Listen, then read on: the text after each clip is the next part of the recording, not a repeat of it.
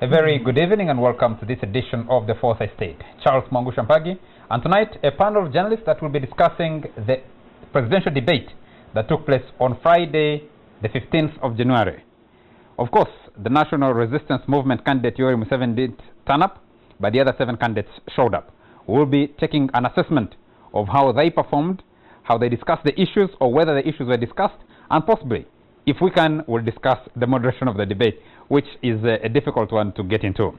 Let me introduce in studio tonight, starting with Onapito Ekomloit, Corporate Affairs Director, Nile Breweries, SAB Miller. Many people call him a veteran journalist. Ona, very nice to have you. Good evening. Next to Onapito is columnist and social critic, Nicholas Sengova. Nick, very nice to have you. Very nice to have you. To be here. I'm happy to be here. And Timothy Kalyegira. Timothy, always a pleasure. You don't need a lot of introduction, Timothy, but you run that online newspaper called, Facebook newspaper called the Kampala Express. Facebook is also online. Huh? Yes, it is online, but it's more described as, he's run many things online that he's pioneered. Good evening, bloggers. Timothy, let me actually start with you on this question. Yes. The absence of Yoweri Museveni and the happening of the debate, did it impact the debate in any way, or the discussion about presidential debates as something new in this country? The absence of the NRM candidate, who also doubled as head of state, the outgoing head of state, made it easier for us to have a true national debate. Because had he been part of the debate, well, first of all, a lot of the security would have disrupted the debate outside. And then, it being Museveni, he would have wanted to take center stage. Much of the show, no matter what you do, would have been focused on him. It would have disrupted it. Where, the 2-minute limit was, nearly always adhered to the candidates, he would have strayed into like a 5-minute monologue. It would have been very difficult for the 2 moderators, who still are Ugandan citizens, and eventually we need to seek an interview with him just before the elections to take him back to the time limit, and then eventually people have begun. It will become one of those events that you sort of regret. Like when people make mistakes, invite him to their weddings, and then he appears like 6 hours late.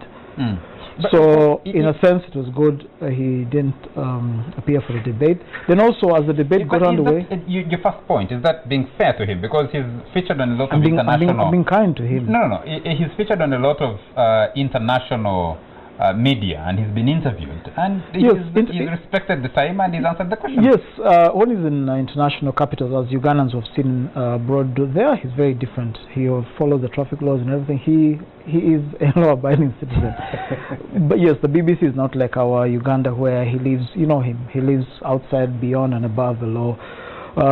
So with international broadcasts, of course, it's time to the limits. You don't bring this, I am essentially the country. So he's good in certain areas of debate. He's quite intellectual. He's good with facts and figures. So had he been disciplined, if he had taken part in it, discipline kept within the limits, he would have made a good contribution. There would have been a good tension between him, Babazi, and Besigye. Would then unfortunately have forgotten, like the Republican debates in the US, forgotten the so-called minor candidates. There would have been so much tension in the country, but even if did not take part, which is what happened, the debate kind of picked up its own momentum, and soon, as we can see, even from online to various street gatherings, the debate did take place without him, and people have almost forgotten that he wasn't part of the debate. Ona, let me pick it up with you, because you argued previously that President Museveni didn't need this debate. The discussion from some people I listened to, or the comments that we have had since Friday, is that actually people begin to think you can have a presidential debate and therefore a discussion about the presidency without having the Museveni factor as a dominant feature. Well, Charles, I think if the president had been there, then maybe this would have become actually a debate. Contrary to most analysts, I don't think there was a debate. What the brilliant Alan Kasuja and Nancy did was to turn this into a quiz. And I'm sure if President Museveni had been there, he would not have allowed that to happen, because they were enjoying ping pong with the candidates, but if the sole candidate had been there, he would have made sure that it would have been a debate, because I think he would have interjected even when the other guys were making their contributions, which is what a debate should be. So I think it was missed mostly because there was no debate in the classic sense of the word. There was instead a quiz of the candidates. The moderators were quizzing the candidates and asking them to answer questions. It was more like an interview, in my view. So the really big miss was there was no real debate. Did he miss anything as a candidate? He didn't miss, because at the end of the day, I don't think there is anything he would have said new which he has not said already. You know, his exposure to the nation is well known. He's dominating the media before and during the campaigns, so he had nothing to lose. In fact, by appearing, as I've said before, he would have lost in the sense that he would have been at the same platform with the people who generally want to see us not qualified to challenge him. Nick, what's your take? Candidate Yoweri Museveni, the debate itself, did he lose anything? Because some people have been arguing and saying, well, okay, you can actually see that you can have a discussion without Yoweri Museveni. The obsession people accuse Besigye of being obsessed with Museveni is almost the same obsession people had prior to the debate with Museveni attending the debate. So the moment he decided he's not attending, people were thinking, will it happen, will it not happen? If it happens, what happens? But it happened, and you can say that you had a set of presidential material on the podium, and obviously non-presidential material without Museveni being a factor. I talked to somebody before the debate, and I told them that if Museveni appeared for the debate, you will consider him a very brave man. Then if he did not appear, he would be a very wise man. So if being brave and wise are positives, then he gained by not turning up. But more important, regarding... Did you have a discussion with that same person after the debate? And had those positions changed? Oh, no, they had already, and they agreed with it, and they still agree with that. Because what would have happened if Museveni had turned out, it would have been an attack on his 30-year record. And usually, when you have those sort of situations, a question can either bring the good out of you or the bad out of you, you know? Because you have had, when Museveni is under pressure, he's not that sort of person, you know, with constant prodding, who can take, you know, matters lightly. There are certain, and the Besigye have learned this thing. When he was in northern Uganda, he kept on insisting that, you know, this Lake Choga was is it sold or allocated to an investor once, twice, and then Museveni blew his top. He says, I will arrest him. Now, in an election, you don't go that side, you know. So if he had been there, chances are very high that he would have gone what they call going native, you know. I suspect that, because these people were waiting for him. And you remember the remark which Major General Baron Biraro made, you know, that this is the only level ground that we had in this election. I'm quite sure that if Museveni had turned up, this reverence that people have of Your Excellency and so on, he would not have enjoyed, especially from Major General Baron Biraro, and Dr. Kizza Besigye. Because first and foremost, these people know him. They were with him for very many years. He wouldn't have been treated with that sort of reverence. But then... And of course the moderators would have been constrained to treat him with that kind of reverence, which would possibly have tipped him off. Yes, but I also suspect that if the moderators had tried, were cowed, you know, Museveni being there, and then they got light on him, then the audience, chances are very high that they would become rowdy, because at one point they did so, you know. There was a small exchange between Alan Kasuja and Dr. Besigye, you know, and the audience reacted. Yes. So Museveni being there, it would have been quite a scene, you know. I think so. Do you think that means then that he might? What is he likely to decide for the next debate? There's one planned for 10th February. That's only 8 days to the election. Oh, actually, technically 7 days to election day. One, I really do not see Museveni appearing, because he will be mauled if he comes in at that point. I don't see him. And then secondly, he's also the sort of candidate who says this and does the other, but many of the things that he has said about the debate and his handlers have said are quite, you would call fundamental. I don't think he can make that. He's a brave and wise man, so I don't think he can come. And you said those two are positive attributes. Yes, they are positive attributes. Timothy, let me come back to you. Increasingly, what has lacked in Ugandan elections, especially the last election and the one immediately before that, 2006, is a discussion that President Museveni can actually lose an election, maybe take it back to 2001, can actually lose an election, or is actually in a competitive race. Before the debate and after the debate, people begin to think that, well, this is actually a competitive race, and with the Amama Mbaba's factor, with the Besje regenerating himself in a way, and people discovered Benon Veraro at that debate. They hadn't discovered him before. Do you think this changes any of the dynamics in the election? It does. It's people like you who are, taking us back to this world of Museveni and everything. Why can't we just debate the debate as it was? Museveni did not show up. He just did not show up. Like we've seen this US on the other major golf tournaments, when Tiger Woods, the great Tiger Woods appears, he somehow hasn't won since 2009. That's just it. Tiger Woods has not won. Concentrate on those that win. Don't be obsessed with... Well, if you use that analogy, Tiger Woods is a regular fixture. They still need him. Exactly. That's what I'm trying to say, that we're still stuck in this world of which basically reflected a sense of, without Museveni, then what's the point of the debate? Then, as basically belatedly discovers at the end of the discussion, actually, we can have a debate, very lively, interesting, without the president, tense questions, tense enough to demand the most from the candidates, put them in an awkward position, which is the basis of a strong debate. So let's just get away from Museveni.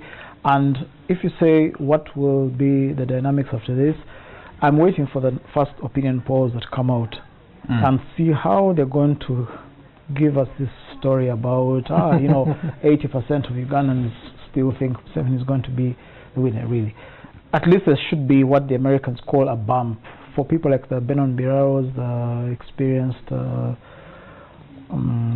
Abed Bonica, and to some extent, if you think of the wisecrack in social media, people like Joseph Mabirizi, something should come out of this. As we know from the world of advertising, anything, any product, any brand presented to more than 800,000 people always has an effect, recognition of some form. I actually wish that someone had done an immediate opinion poll. Friday night, Saturday, and results would have come out today. You would have seen how that plays out in the product. But I don't think you need to give the NRM people some credit in terms of judgment. One, they know that this is not a media society, both in terms of media consumption and media penetration. So even this great debate, unfortunately, did not really reach a critical mass of the what assessment are you using? The electorate. I'm looking at assessment. How many people have TVs and were connected at that point? Even within Kampala, there were cries that a large chunk of the city was in darkness. But then, more importantly, the president, he might have been cynically arguing that he needed to be with the electorate where it matters, and that's the truth. That the bulk of the electorate is not exposed to TV. But the spin-off effect, the spin-off is the debates that are happening. Nicholas was telling us, people in small groups, even in those villages, are discussing the debate. Well, the discussion then, yes. What is the discussion? The discussion is that so and so said this, but I don't think that's fundamental what will impact on the decision of the... Yeah, but by not being there, President Museveni, first of all, still occupies a lot of space in the minds of the voter. That can also be a good strategy. Sure, you know that you're already the center of focus. And even if not appearing there, you increase more top of the mind. Let me just about yourself, out of his difficulty in explaining this. One, the total number of TV viewers, at least sets in the country, is said to be up to 2 million. Yes, much of the city was, some people age was switched off to really watch the debate. But then 9 radio stations covered the debate. They basically got the NTV signal feed, yes, and then streamed it audio. So many of these most of them were Uganda stations. So there was the primary audience, the TV audience. There was the audience via 9 separate radio stations. And then, of course, there was the internet, the social media world, and then the discussion goes on. That's why when you go to almost the most remote parts of Uganda, English Premier League players, team managers, and coaches are well known down there. Now, that's really if events that take place in London and Newcastle are understood in the corners of Uganda, it just tells you that news does travel. Yeah, but at the same time, Charles, sorry to counter this, I don't think that one of the weaknesses of the debate in terms of actually influencing the outcome of the election was that most of the issues, so to say, what the political strategy is called elitist, you know. We'll talk about the date in a moment. You know, we'll come to that in a moment. That's why you said that the main candidates on the podium were sort of not fired up, because those are not the issues. Let's come to that in a moment. Let me help Ona a bit out of his difficulty. His misery. You see, if this so-called elitist group and so on. Elitist issues. Wait. Where do you draw the line? You see, elitist issues would be for the elite, you know? Yes. So if they did not matter that much, the great candidate's presence on social media would not be, you know, as it is today. He wouldn't really mind that much. He would stay in his villages, talk to the people, you know. But, you know, there is concern. And when a matter appears there, you can see the reaction from that group that talks about elitist concern. But then secondly, last night I went shopping at Nakasero Market. I was surprised that these men, you know, were there, you know, seated there, talking about the debate. He said, someone was saying, this man, this major, he said that Lionel Messi, his salary alone can pay 5 months, his week's wage can pay 5 months, and 5 months cabinet salary in Uganda. Then I said, hey, this guy listened. Yes. You know? And these are not the sort of people who would put their merchandise aside and then go to watch the debate. Yes. No. It means they were there, but they were following either on their radios or on their phones or something like that. Entirely in English. So, you know, and then I also met some Boda men discussing the same, you know, their own version of the of what took place, you know, calling a major general a major and things, which is okay. But so you cannot say that it did not go that far. No. Well, I still maintain that I don't think the debate. And then also another thing that worries me about Ona's argument. One thing that also worries me about Ona's argument, as a person in PR, I'm so surprised that you can say, when you're not talking about, you know, it depends on what you're marketing. As a former, there are some products or services that you do not necessarily have to market through the media. No, as a former press secretary to the president, someone raised this argument. When we were chatting now earlier the debate today. is being dominated by not the debate itself, but by this question of Museveni. And we've done 20 minutes of this. Okay. No, so someone said, why does Museveni go to TV to deliver his State of the Nation address? Why did he respond to the video to Amama Mbabas in June last year? Yes, how did he respond to the video? Yes. Actually, there is something funny, something rather interesting. There is a WhatsApp video, a clip from an interview between Museveni and Jeff Koinange. Yes, please. Which has been making the rounds. I found my mother talking about it in the village and found another old woman talking about it. Said, how does this information move? Yes. You know, let's take a quick commercial break, and when we come back, we'll be looking at the issues that were raised in the debate, and particularly we'll be asking the question, the winners and losers of the Friday debate. We'll be right back. You're still watching The Fourth Estate, and we're doing a review of the presidential debate that brought together 7 presidential candidates. And of course, one of the issues that we didn't discuss just before the break, which we're having during the break, is that you have, for the first time, NBS and NTV, technically in the commercial world, looking at it from the commercial perspective, rivals in the market, but running the same thing. And Timothy, you're talking about some of the others that picked up the feed and we're running this. Yes, I mean the Vision Group's Urban TV had, you know, Vox Pops going and interviewing people, and then Bukede TV, which of course is part of the Vision Group, also ran this feed of NTV Live. So it's once again, you know, the egos we have in the world of the media, for this many radio stations across to bury that ego and feel this is important enough. We're getting calls from our readers, from our listeners, from our viewers, that they must have, in a sense, arrived at this, and for them to see the importance of of kind of having a unified feed itself told you there was something important about this. So all the anecdotal evidence we see, Radio France International had it as one of the top 3 stories in its world news broadcast, forget the African news broadcast, is such that there's just no question. This was an interesting moment in Ugandan election. A string of American newspapers, big American newspapers, picked up the story and they were running it. It's just that it's very difficult to spin your way out of saying this just did not matter.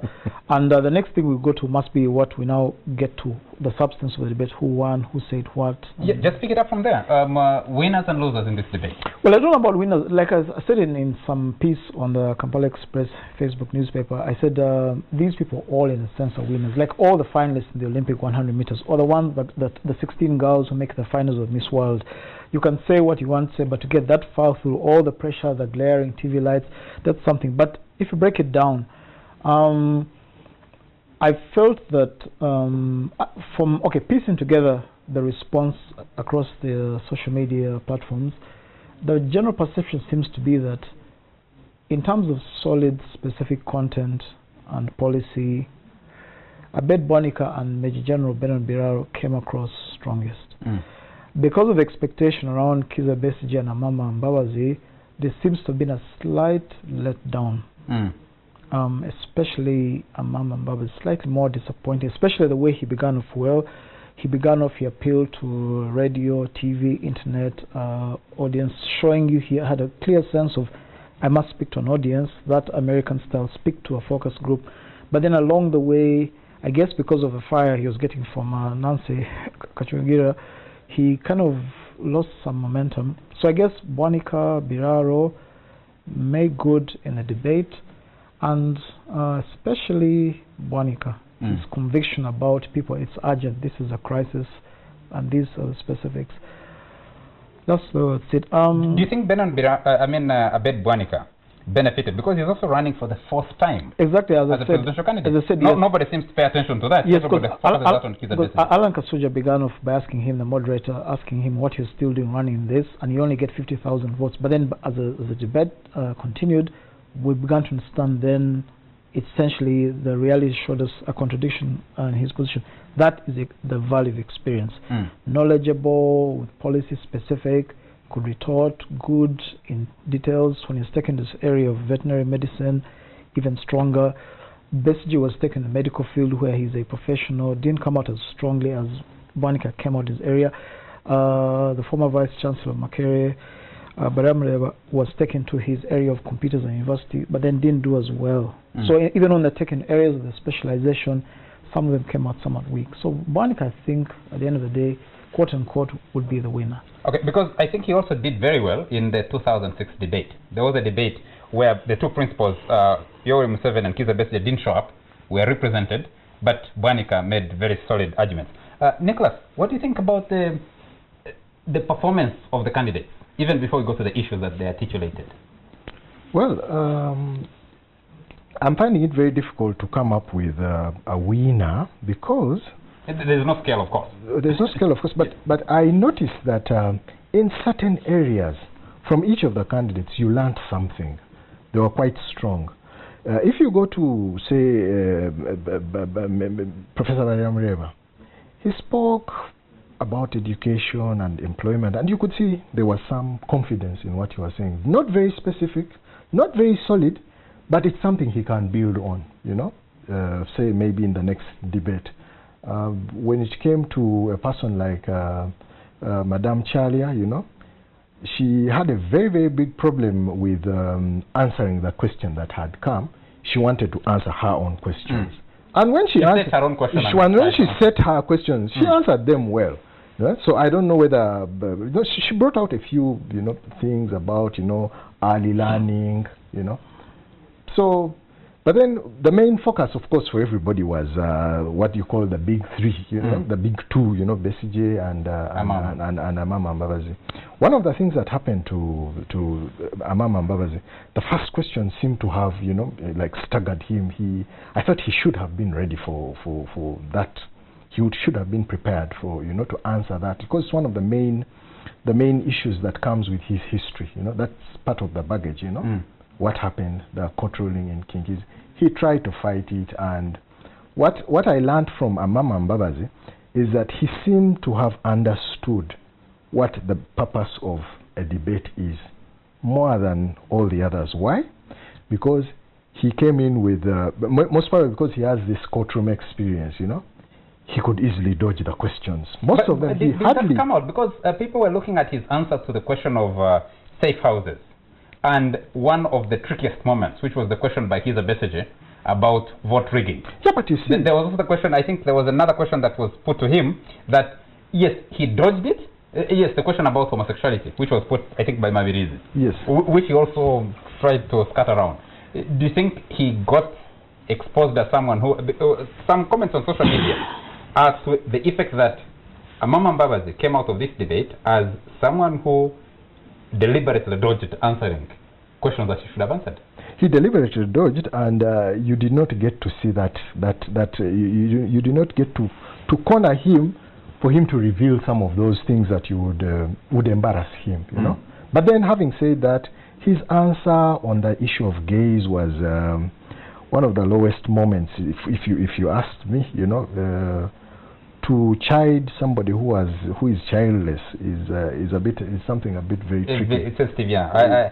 An emotional audience. That answer too much. Stretched it too much, you know, and also to challenge, you know, a woman, you know, on quote unquote on issues of vitality, you know, you come and you know, it was a bit. I thought those were cheap shots, but for the Ugandan electorate, that may actually be. No, but I thought those were cheap shots. But then going to Candid what about this aspect of him saying, "I have been telling the peasants I've been meeting"? Yes, I also found that I wondered. People had initially when Amama Mbabazi came up and said he was offering himself, people claimed that he was aloof, you know, and quite detached from. But then we've seen him dancing, we've seen him kneeling, you know, eating bananas and meat and all with the people. Trying to bring himself to that, which he has tried to do. But I was taken aback with that, you know, the peasants. Yes, and repeated. But I mean, that's an English word which applies to the description. No, but you see, you are talking about the electorate. It's a very controversial one. It appear demeaning, but it's also a fact. Now let me come to Kiza Besigye. Kiza Besigye, there's something very fundamental. I have seen most of the criticism about him as that he has gone. He's really that sort of guy who takes the general view, you know. He speaks like what you'd call, he's not an orator like Martin Luther, but he speaks in those general terms. Freedom, democracy, good governance, you know. You're trying to be kind and not say shallow on issues. No. On politics, some people have said that. No. When Kiza Besigye, by the way, I've listened to him on radio stations, you know, when he's calm and collected, and he can actually deliver on that side of things, you know.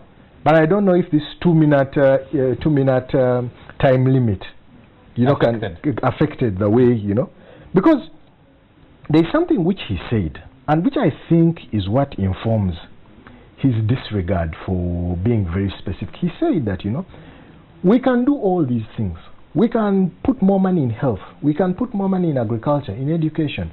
But if we do not get the foundation right, you know, a president who's also powerful, he can forgive somebody who's corrupt. He can appoint somebody who's corrupt and you can do nothing about it. You know, money can disappear and he forgives somebody. You know, he can get money from the central bank and give it to whoever he wishes and you do nothing. So if we don't sort that out, all these 10%, 6% that we are talking about, you're building on quicksand. You're building on quicksand. So that is something very, very fundamental. And whoever is talking about change must have that in mind, that we have to work on the fundamental issue. If it is that we have a president, you know, with who's not also powerful, how do we do it? How do we achieve it? That's the most important thing. So I think when he looks around with the experience that he has had, there must be some, you know, some lethargy, you know.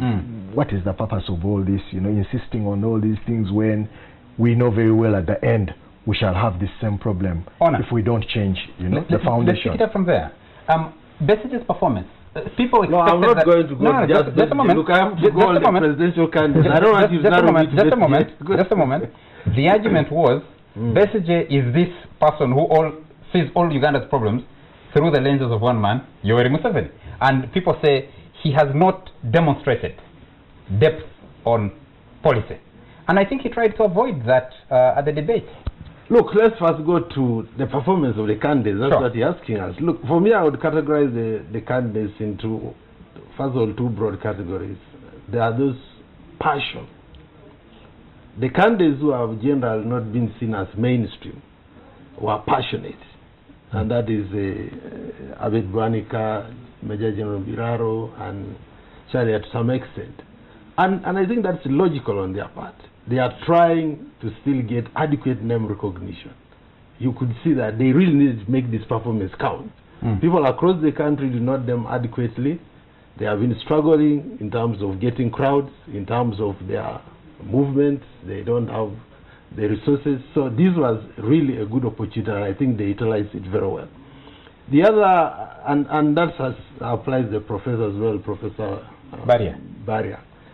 When it comes to Besigye and Amama, again, they were lukewarm, but almost understandably. One, their main opponent was not there.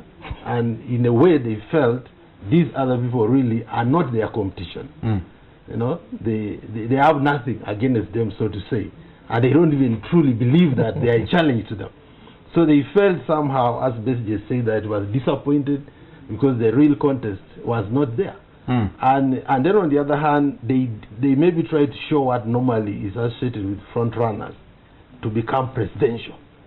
And one of the hallmarks of being presidential is you must appear composed, you must appear in control of the situation, you shouldn't try to be panicked by the questions, and I think you must give it to some extent that you try to be in control. Whether the audience understood it very well, I think in some moments they missed his point.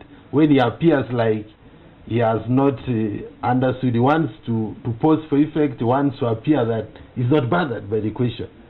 So in terms of appearing presidential, maybe that's what the two main challenges the president were trying to achieve. But passion, they had zero passion. So the other fringe candidates won on passion. Absolutely. Well, let's talk about the candidate that's trending on social media, Joseph Mabirizi. Look, I think, I don't know much about him, but I think he's unnecessarily being attacked. Look, he's a simple businessman, so to say. He's a presidential candidate. In terms you could imagine 18th February as the president. And if he has lived much of his life in this city, you must give it to him in the sense that English is not really the lingua franca in this city.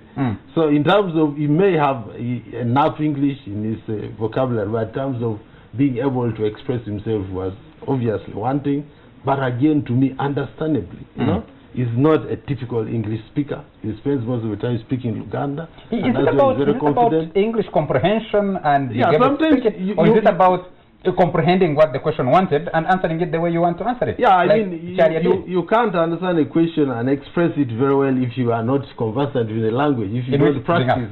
Okay, Nick, Joseph Mabirizi, what? No, I've listened to Mabirizi. He has been on this. He has been in these seats here. I've seen him on television and radio. He comes off quite well. I was a bit taken aback by, you know, but I think that also takes us back to the way our politics is structured. It is mainly populist, you know. You go dance with the people, this, you say this, again, equality, you know, those sort of things, you know, hey, that. So it's really, so when you bring someone down to the issues and say, now, the price of oil, you know, on the world market is dropping, you know. Do you think Uganda's oil is still viable? That can knock you out. If you have been on the campaign trail and you haven't focused, you have not, it can knock you out. It would be a surprise punch for you, you know. Even if you're given time and then you compose yourself, mind you, these are 2 minutes, you know. So and then people are laughing, so I could see that problem. To me, that is one of the problems I alluded to earlier. With all due respect to the moderators or to the format of the debate, this was not a debate in my view. This was a quiz. Okay.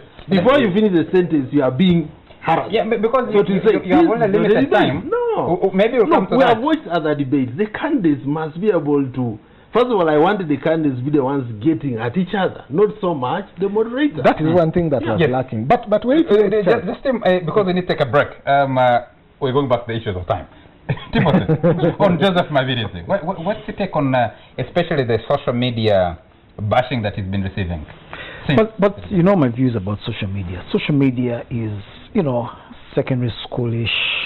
And Facebook is actually social media. Typical. Where Kampala Express exactly, and I say it all the time that Andrew Mwenda, and I agree on this. Social media is people at their most petty, playful, very low levels of analysis. You know, trying to force humor that just doesn't come out. So of course, as it is with Golola Moses, as it is with a lot of these things that the Anglists and Andutas do, people are interested in that sort of thing. Uganda is quite ordinary, as Nicholas once said, very average, very low level. So I would expect the Mabirizi kind of person to trend. If Golola Moses had been part of it, he would have trended more. The ridiculous, the petty, the small, the little thing. People are not very confident. So imagine you're facing, to go back to the Mabirizi question, you know, there's been a lot of attack on Alan Kasuja saying he came out very aggressively and all that, and that was inappropriate. Because, as you know, Ugandan society, we're very social, everything's just well, you know. So these Alans are used to hammering people on the BBC World Services. They meet presidents, kings, you know, foreign secretaries, and this for them is just like normal. What we also forget is that IC side to Nancy. You know, she really rattled Mama Mbabazi over the question of education. So, as you focus on Alan Kasuja, don't forget this quiet person here really sliced through these candidates. TV lights in your face, you know, a national audience at you. People obviously got rattled by that. And I think rattled more, not so much even the question of language, but just these two moderators who I think were the right people to moderate the show.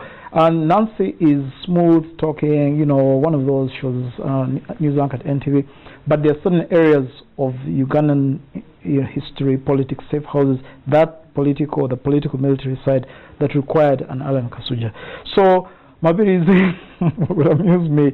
And then there's a question, he almost like gets frozen.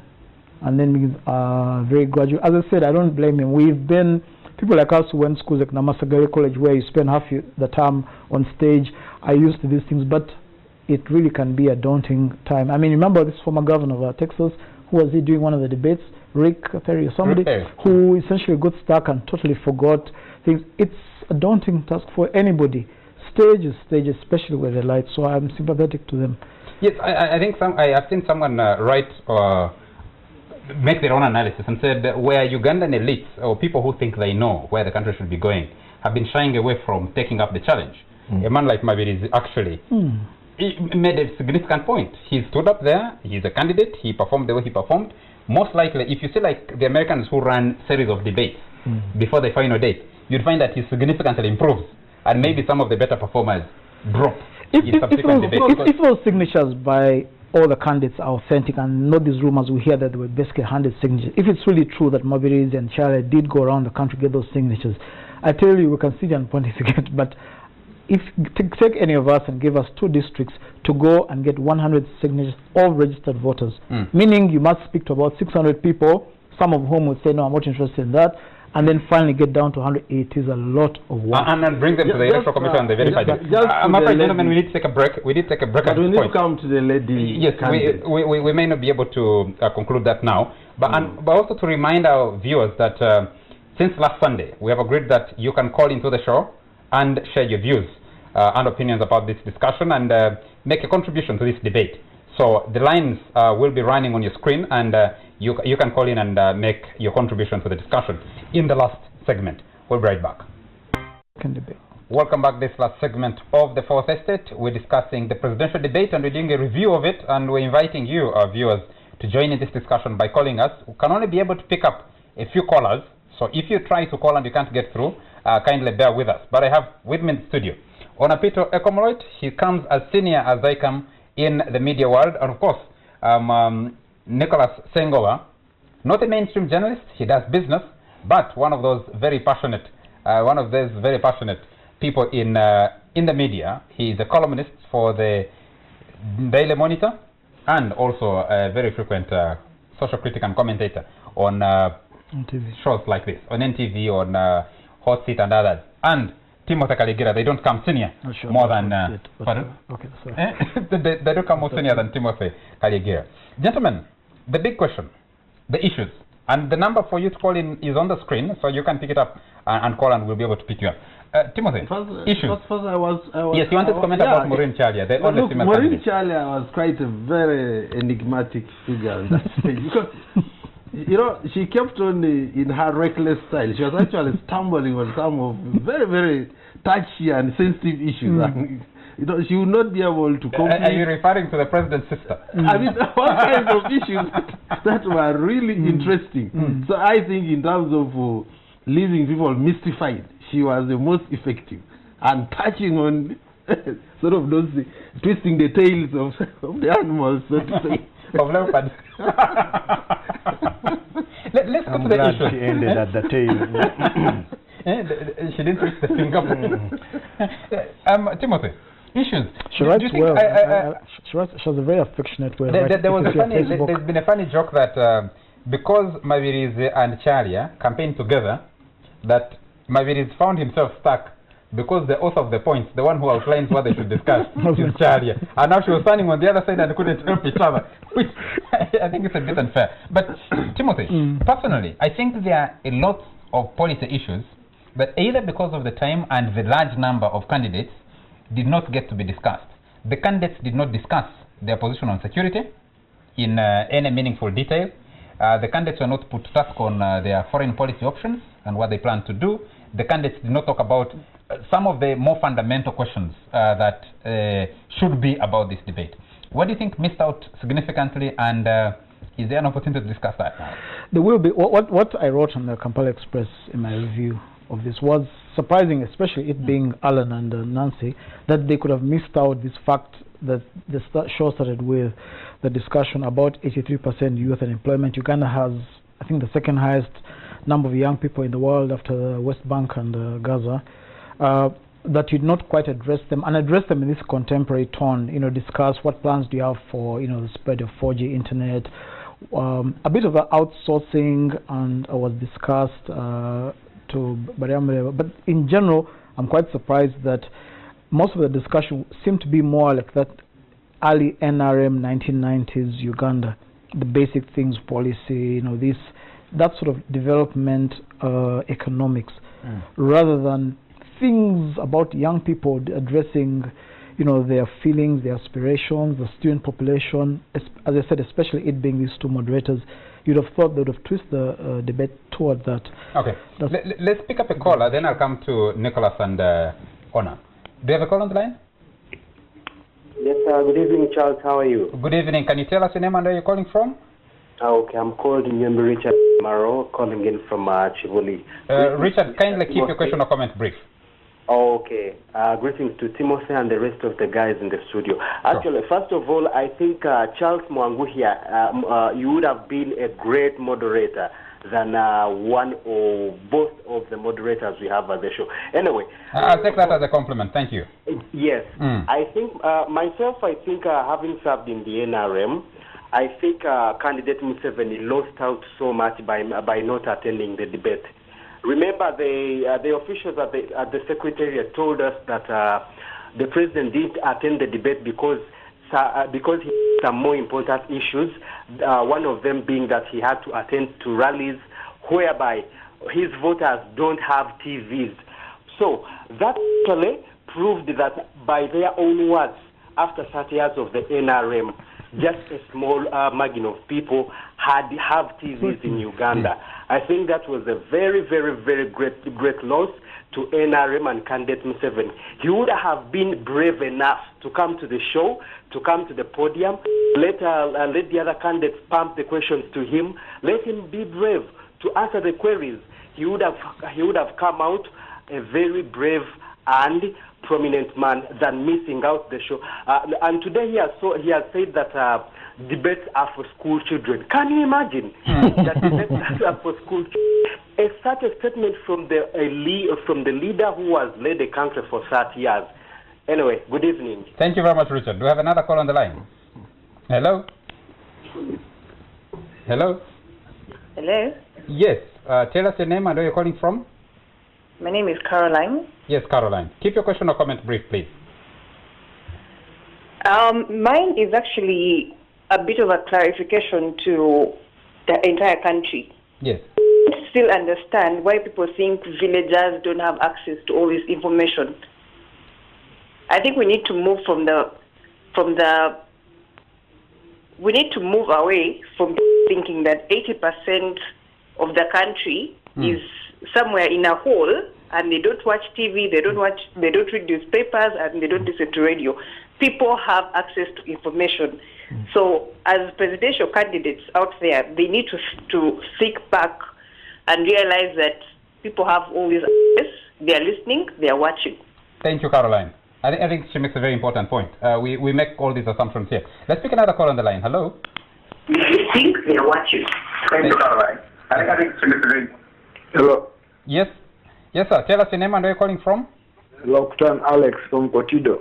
Alex, keep your question or comment brief. Cotido. Yes. TV. Yeah, for us, the absence of President Yoweri Museveni really disappointed most of us. Because Karamoja, we are NRM supporters, and we are going to give the only wise man we saw on TV, that is Amama Mbabazi. You're campaigning for a candidate, Alex. Really? That's not fair, is it? Sorry for that, but the only wise man we saw was Amama Mbabazi. Because he was fired the questions, they didn't allow him to debate, but was asked questions many times by all those people, including the moderators. Thank you. Thank you, Alex, from Cotido. Let's take another call on the line, and then we'll come back into the studio. Just one more. Hello? Hello, yes, sir? Yeah, how are you? Good, good. Your name and where you're calling from? Keep your question or comment brief. Yes, I'm Julius from Naguru. Yes, Julius. Yes. How are you to the panel? The panel. Yes, I'll go straight to the point about the issues. Nicholas seems to have hinted on it. Among all the candidates on the there was an emphasis on presidentialism, meaning in the person of the presidency seeming to have all the solutions to everything. Nobody seemed to invoke, to show that they have a team either on economics. So they all portrayed a sense of presidentialism where a president is a panacea to every problem in Uganda. So that is one. The style of moderation, which Onapita talked about, was also a bit wanting, with all due respect to my friend Kasuja. It was more quizzy. There was no interaction among the candidates. So I think that was a bit wanting, and maybe it could be improved on next time. Thank you. Thank you very much, Julius, for that comment. Let's come back into the studio briefly, because I have Onapito and Nicholas. Let me start with you, Nicholas. Someone says, we're discussing on policy issues. Of course, Alex calling in from Cotido tells us people are actually listening, and which reinforces Caroline, who said that Cotido town is not No, it doesn't matter. Either Cotido, but got the issues done. Yes, this is one of the issues. This is one of the issues. If you influence the man in Cotido town who buys milk from the person, 20 miles into the village, he may actually talk to him and say, well, I think, if we want to improve our lives, let's give our vote to whichever candidate he was talking about. So it's possible. Those are some of the things that, that you gain out of interaction, Yes, if you could also make your comment about whether you think the more important fundamental issues were raised in this debate. No, they were not. They were not. In fact, they came in as, as side issues. The issues of employment and youth employment. They tried to ask about health and that, but I thought one of the things that they should have asked about, very important, the role of the army in politics. Come out clearly. What do you think? Because that's a very major point. Benon Viraro gave a comment and said, would you support but you see, the army being in the parliament? And he said, no. No, but it's not about the army being in the parliament. In fact, the army does not do much in the parliament, In fact, the president says they're just listening posts there. That's not it. That's not it. But that should have been very, very... Just Nicholas earlier on that the big debate that has been going on in the country for all this campaign period is, should either Kizza Besigye or Amama Mbabazi win this election, will the army or the armed forces, will they allow them to take power? That's been a very potent question and continues to be a potent question. Then the other issue, is access to public finance. How do you restrict the president? You can see that his campaigns, people have said he ferries in and all that, but when you look there, you can see that a lot of resources have been pumped in which everybody else does not have. Then another thing is, how do you're talking about vote protection, and what concrete measures do you have? First of all, how do you feel that for instance, in this election, President Museveni goes all over the place and says, I will not hand over power to wolves. I will not hand over my all to this. Do you feel as candidates that you're actually in a race, or it's just drama, if there is someone saying that? And on the other, he says that the Electoral Commission does not respond. He says that the police says nothing about it. The army said, the other day he said that, we have the army there. So all these things, this should have come out very, very clear and very, very strongly. Of course, some of these things about, the questions which were asked, like on oil and what, the debt and what, not really. And like one of the people answered, Abed Bwanika, about the debt. It should not be really such a big problem if the money is being put in there. I think most of the candidates on debt side, it shouldn't be a major problem if the debt can repay itself, if people engage, depending on how it is deployed. Yes. But then also one of the other issues that I found, besides policy, about this debate, the way it was structured, I would have expected that, yes, the moderator may ask, but you would have expected that from the side of the candidates, there was some low-hanging fruit that they should have, Yes. For instance, Nancy Mabirizi, candidate Mabirizi was asked, engineer Mabirizi was asked the question, and then he said, yeah, you see, if the Chinese and Indians come here, I'll ensure that, a Ugandan also goes the other side. He said it in his own makeshift English, but it came out. So then Nancy said, oh, so you'll be taking Ugandans. But the answer was right in front of him, of Mabirizi. Nancy herself is a Ugandan, Yes. But she's in Kenya. Alan is a Ugandan, but he's in London, So you should have, some of these things would have come out, But then people just laughed at Mabirizi. So the candidates also missed. Yes. I think two quick things there. One is, when you have a wide range of issues, a series of debates solves that. Because the first debate would have dealt with the personal issues about the candidates. As you graduate, you think, you eliminate what you have discussed and is no longer very important to things that are more urgent. Number two, I think also the candidates themselves, sometimes developing the culture of debate and them being able to grab the opportunity from another. Yes, that's the point. Make the debate that's the point I was going to. A presidential debate is not really a platform where you come and, start espousing your policies and that you can do at rallies, in your manifesto and all that.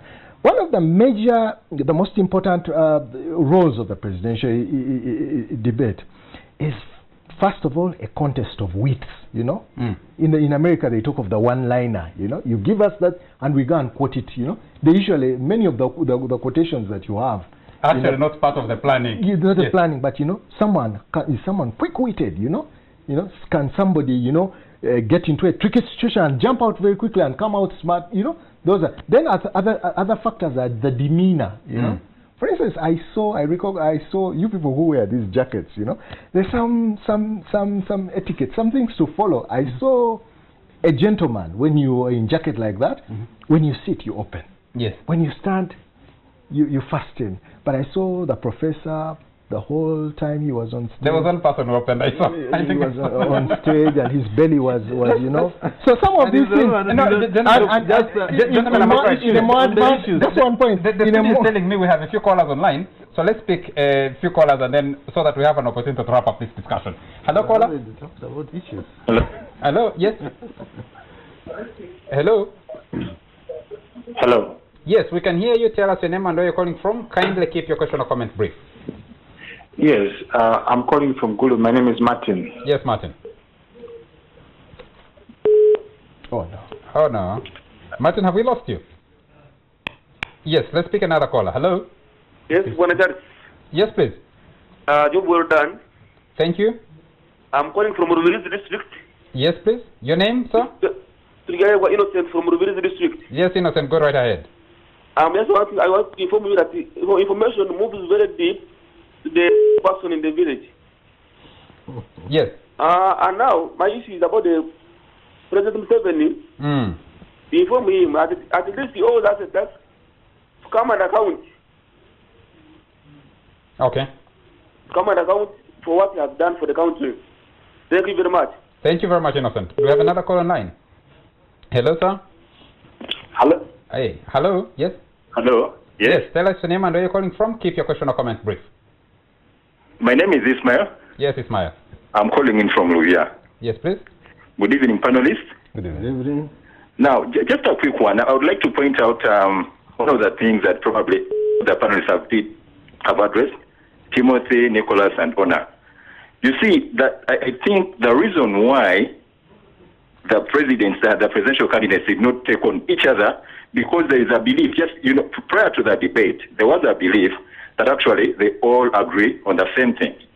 So it was supposed to be them against the incumbent who is supposed to account to the country what he has done for the 30 years. Because he wasn't there, attacking each other over certain things, but there is also a quick takeout of whatever happened at the debate. There are two things that I should say. Dr. Besigye did address an issue to do with accountability, complete accountability, which I find very, very vital for every government to have. Then again, Abed Wanika also clearly came out to say, you know what, not all the things that we have are bad. The policies are already there, right? All we need to do is to emphasize that we follow them to the letter to ensure that we have things moving in the right directions. So, I mean, those are key takeouts that we may need to look at and say, fine, it's not that we are doing so bad, the policies are in place, but we need to follow them. And then there is a complete accountability that needs to be effected, and then we shall move forward as a country. Ismail, just a quick question. Do you think this debate in any way will influence the election on 18th February? Yeah. Yes, go ahead. Okay. The debate to influence the election on 18th February, just like the popular belief that most of the people have, that probably the people down there follow this. And the country that we live in, debates do not really do a lot to influence the decision of the people. But one thing that we should note is it's so important that us as a country, we have the Interreligious Council, right, with the support of the UNDP, took such a wide step towards the right direction to democracy. So it may not put a lot of influence, but trust me, the percentage that will be influenced by this debate. I mean, just like Wiraro came out, not so many people knew about him. It was a surprise to so many. And now a candidate they will be willing to listen to. Thank you. I mean, there are quite a number of things that you picked up from the different. There's a lot that I picked up from General Biraro. There's a lot that, Bonica has been around and I've always learned something from him. So I think we are good to go. Thank you very much. Let's just pick one more caller because we lost Martin. Yes, hello? Yes, Charles. Yes, please. Your name and where you're calling from? Okay. Now, this is Richard back again. I think the whole thing of the debate got a twist when the incumbent decided not to turn up. The panelists have kind of said that there were fundamental issues like why is the army involved in the politics, then Museveni saying that he cannot hand over power. This whole thing changed the structure of the debate because the incumbent did not attend. Should he have attended the debate, then we would have the exact debate we are meant to have. But the whole thing changed simply because Mr. Museveni ignored the debate. Thank you very much. Thank you very much. We'll come back to studio as we wrap up this debate. I was supposed to comment on issues, so let me hijack it from Tim, if you don't mind. Look, to me, one of the important issues that has been, I think Charlie has stumbled on it. In her usual style, she wouldn't really complete it. The issue of ethno-regional divide and imbalance. I mean, it's a very touchy issue, but I think Alan Kassia, west of the Nile, east of the Nile. Alan Kassia, right from the time when was open the debate, commented that the bulk of the candidates were not representative of the country. Actually, about 62.5% were from Western Uganda, and then really what you call the letter O's and what are missing. So Charlie was trying to scatter around it because what you are sort of saying, some part of the country is in withdrawal. They are sort of suffering from depression, lack of self-confidence. And this is one of the big issues the country is facing, you know. how do you re-engage that part of the country to become productive? I mean, because even for the country to grow, you need everyone to have purchasing power and to have confidence to. And I think this issue, she just threw it there.